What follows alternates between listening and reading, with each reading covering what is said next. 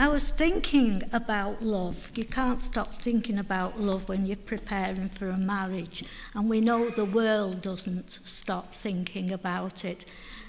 But you've got two types of people, that's obvious. One that just falls in love, and one that knows the love of God and has found love at a young age from the Lord himself. And yet, some seem to make such a sort of fun out of it when you look at these little slants that they put on love and marriage.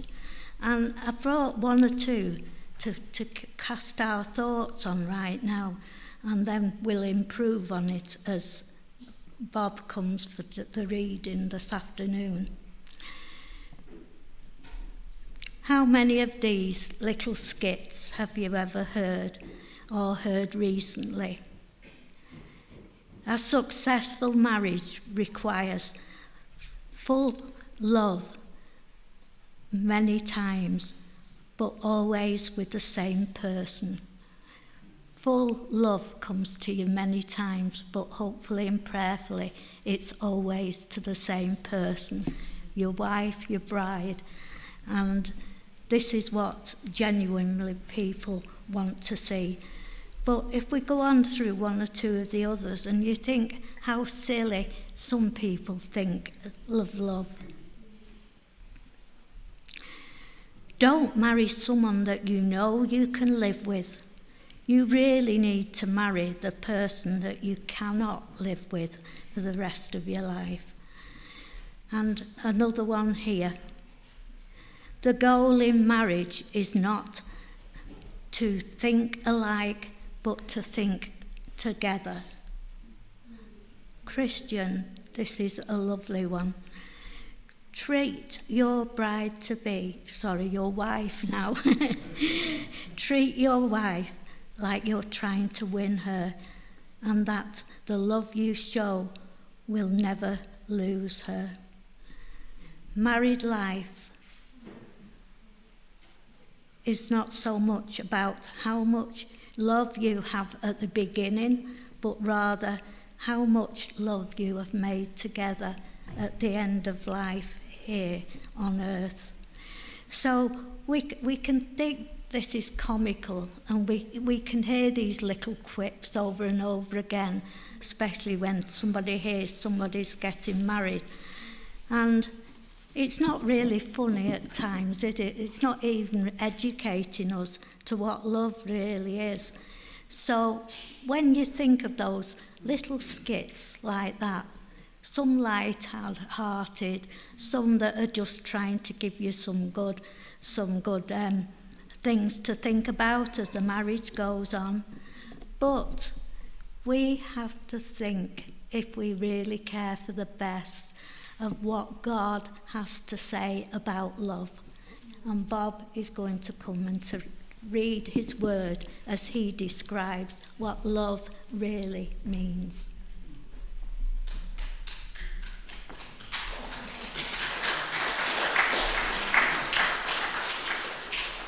This is from 1 Corinthians 13, verse 4 to the end of the chapter. Love suffers long and is kind. Love does not envy. Love does not parade itself, is not puffed up, does not behave rudely, does not seek its own, is not provoked, thinks no evil, does not rejoice in iniquity, but rejoices in the truth, bears all things, believes all things, hopes all things, endures all things. Love never fails. But whether there are prophecies, they will fail. Whether there are tongues, they will cease. Whether there is knowledge, it will vanish away. For we know in part, and we prophesy in part. When that which is perfect has come, then that which is in part will be done away. When I was a child, I spake as a child. I understood as a child. I thought as a child. But when I became a man, I put away childish things. But now we see in a mirror, dimly, but then face to face.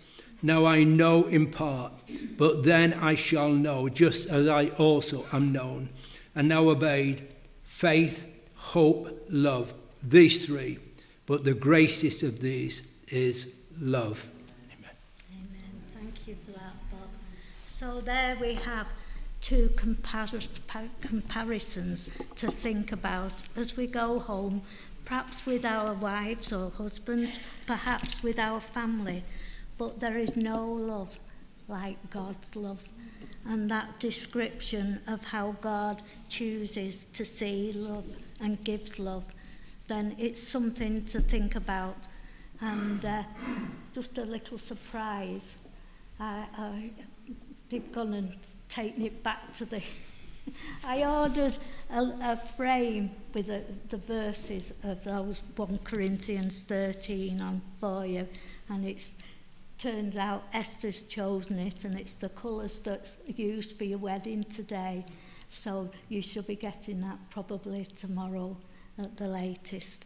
So you'll have it there, and it'd be lovely to have it by your bedside, and every night and every morning to think what love really is. Okay, bless you both. All right, now Christian is going to come out and share some words with us, and I'll just remove some of this lot to give him some space. You don't need the Bible, do you? I wouldn't think.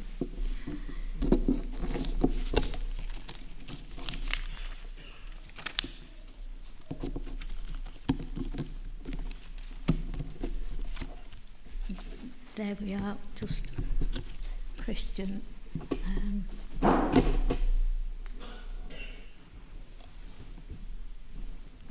Blessings, everyone, and good afternoon.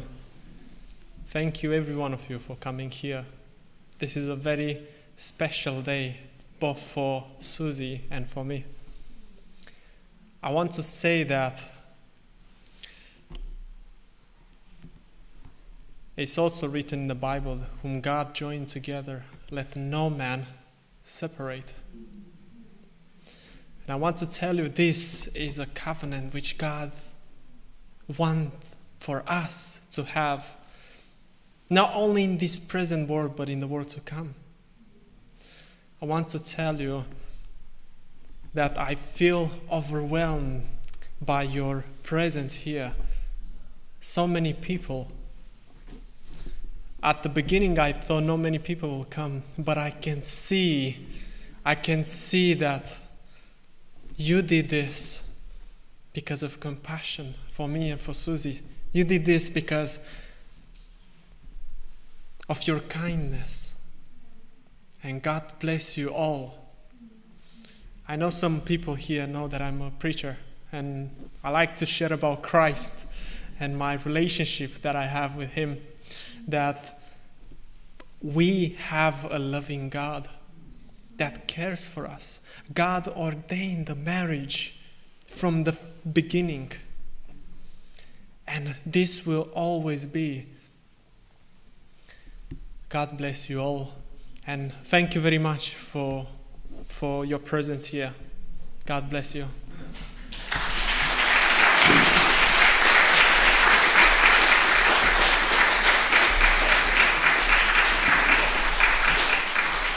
Thank you. I'm sure that will be laid on our hearts, and we remember the wedding and remember what you've said today, Christian. Thank you so much for that. So as we draw to a close now, we'll sing the hymn, and then Christian and Mrs. Nicafor can lead us out to the buffet outside at the back. Not outside, sorry, outside.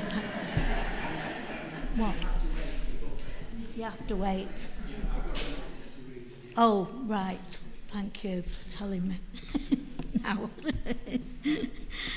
So we'll sing that last song that was put onto the order of service. Justin, have you got that one? How great thou art. No, that was the first one, sorry, just a minute.